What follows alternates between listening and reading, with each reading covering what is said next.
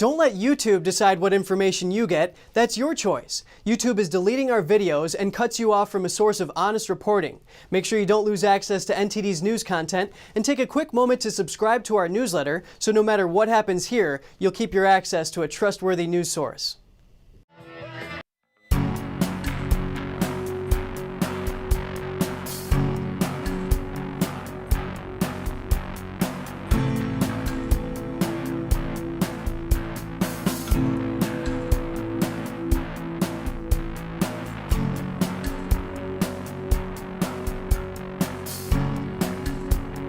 So I'm here with John, who is one enthusiastic Trump supporter. So tell me, John, why are you so supportive of the former president? Because I love his policies. You know, Trump, he made some promises. You know, I was kind of skeptic about him at first, but I started listening to him. And when I hear, you know, everything that he was going to do for Americans, not only white Americans, black Americans, Asian Americans, women Americans, but for everyone. So when I started listening to President Trump, I said to myself, okay, this is somebody who I can get behind instead of the rhino Republicans who's always making promises but never keeps them. So actually I said, you know, I want to stand with somebody who I think would keep the promises, you know, for the American people. So as I started listening to our former President Trump, and then, you know, when he took office, I said, okay, let's see what he's going to do now. So month after month, you know, with executive orders, you know, through orders from Congress or, you know, or the House or the Senate, you know, he made promises, and, you know, next thing that you're seeing, you know, he's keeping his promises. You know? So, sorry, I just want to, this is going to be very short. I just want to ask, what about the black community? Because we've heard a lot of his promises towards the black community, and some, you know, right now, especially the Democrats are starting to use the race card against President Trump. So what is your perception, being a black American, what is your perception from that angle? Actually, you know what? President Trump has more black votes for him than any president in the history of the United States. Why? Even more than Obama. Why do you think that is? Because, you know, as I just stated earlier, promises made and promises kept. You know, to the HBCUs, to the black universities. You know, President Trump gave millions of dollars, you know, to the black communities. You know, this is something, I'm sorry to interrupt you, but this is something I don't think people know. Actually, a lot of young Americans that I spoke to in Georgia when Biden was campaigning, I spoke to some of the young African-American students there, and they didn't know that about his contributions to the historically black colleges. Right. So can you just explain that a little bit more? Right. Actually, you know, because, you know, like myself, before I did my research and my homework, and before I got knowledge of the Republican Party, I had to do my own research. I had to turn away from CNN, you know, from MSNBC, you know, from the left-wing media that the blacks growing up get the information from. So if they're not going to say it, they're not going to know about it. That's why they need to, you know, spread your mind. Look at, you know, more conservative news, you know, news like, you know, such as yourself, and then they get the truth. The truth is out there. You know, folks just have to do their very own research. You know, they would never know that President Trump, you know, works for black Americans, works for all Americans, for women Americans, Asian Americans, Latinos, for everybody. This is why, you know, he had more black votes than any other president, because the one that actually voted for Trump, they seen what he done. But the one that just watches CNN, the fake news media, they would never see what Trump has done for America, because this is what they're brought up to only listen at, you know, left-wing news. But if they just do their own research, you know, and then they'll follow up on what Trump has done, you know, for the black Americans. And then when Trump comes out as he's going to do today, you know, actually, you know, if Trump wasn't here, I wouldn't be here at all. If you ask 90% of the folks that are here now, if it wasn't for Donald Trump, we wouldn't be here. Am I right about that, guys? Am I right about that? We wouldn't be here. So this is Trump Nation. This is Trump America, all right? Because Trump loves America. Trump's going to fight for America. He is fighting for America. And why do you think it's important to expose some of the corruption that's been going on in the American government? Because we're going to lose our country. We're going to lose our country. What's going to happen when my grandkid is older? What is going to happen? It's not good. What do you think everyday Americans can do now? We have to get involved. Call the senators, write your letters, write the letters to the senators. Go and make a stink like we're doing right now. I mean, I'll be here until the day I die if I have to. Yeah. Tell me about why you're so enthusiastic in supporting the former president. What did he do that impacted your life? First of all, back in 2019, he really did a lot of defunding Planned Parenthood, and I really don't like Planned Parenthood, even though they had to refund it this like a few months ago, and I was pretty mad about that because of the stimulus checks, they snuck it in there. So I really like Trump because he is an American patriot. He united the country and while the media was dividing it. And he really took control of basically, look at this crowd. Look at this crowd. He literally united all of us. There's black people here, there's white people here, there's Latinos, there's gay people, and we're all united under one flag, the United States flag. And that's the flag that I'm wearing right now. Being a male, it's so interesting because you said something about Planned Parenthood, and you're a young person, you're a young male. So this is like the exact demographic that I would expect to be for Planned Parenthood. Why is your stance opposite than what the normal demographic is? Well, back in the 70s, my mom had gotten 3 abortions. So Planned Parenthood had taken 3 of my siblings away from me that I would have had otherwise. So my mom is now pro-life, I'm pro-life, and we are all anti-abortion. And we actually ended up shutting down our local Planned Parenthood back in my hometown of Sherman, Texas.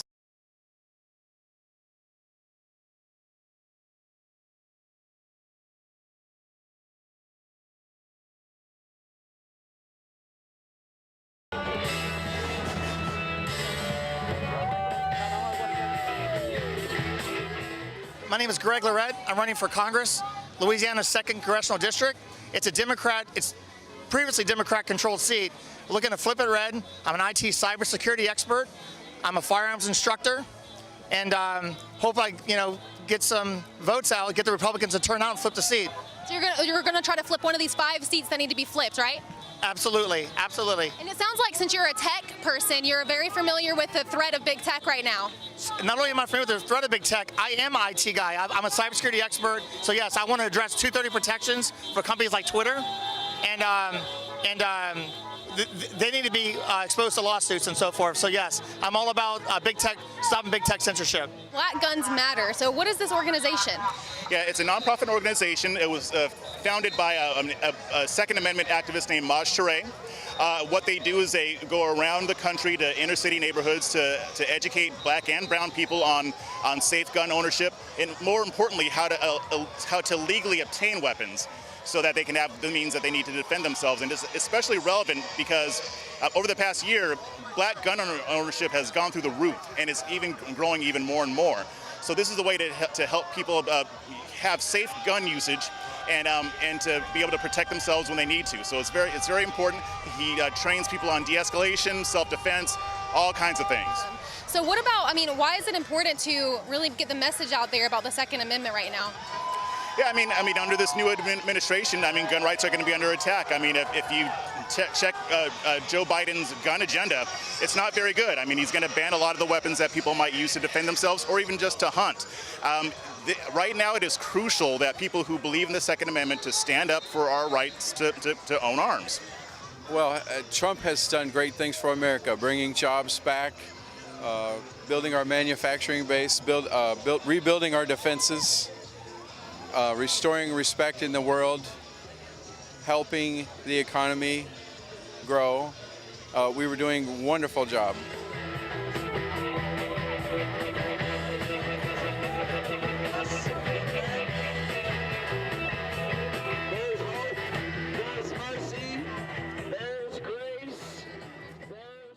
One of the main things for me is just seeing the young people and being the encouragement. This is my 4th CPAC.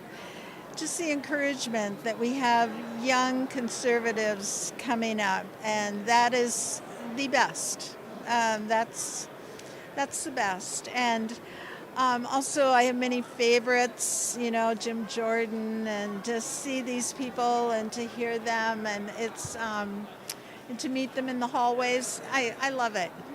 That's great. So what about the young people? We know nowadays the colleges are kind of turning more liberal and there's not many conservative, it seems, young voices out there. So why is it important, do you think, to have young people here and really getting involved in the community and this political conservative action?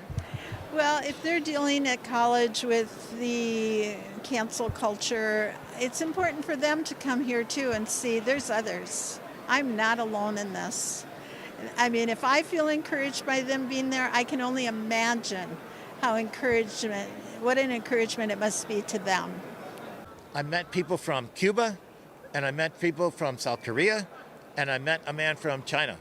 And I'm going to say to you, each of these people know how the door closes when communists take over.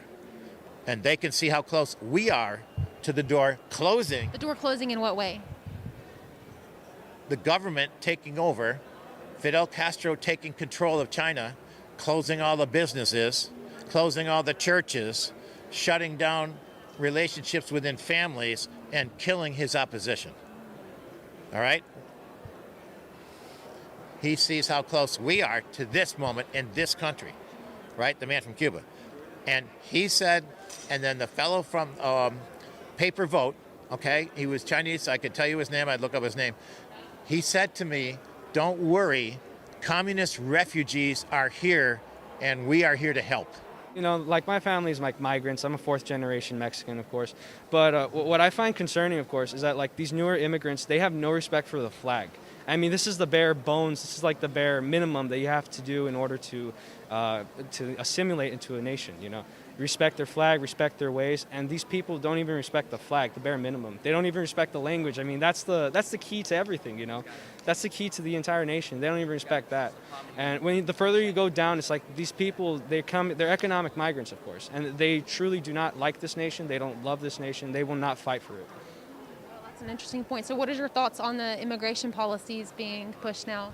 It's just treason, to be honest. You know, all the Republican Party has been pushing huge, massive waves of immigrants, and it's very concerning for just me. You know, it's like my ancestors. They came here looking for a better life, of course, but they assimilated to the culture. They love this nation.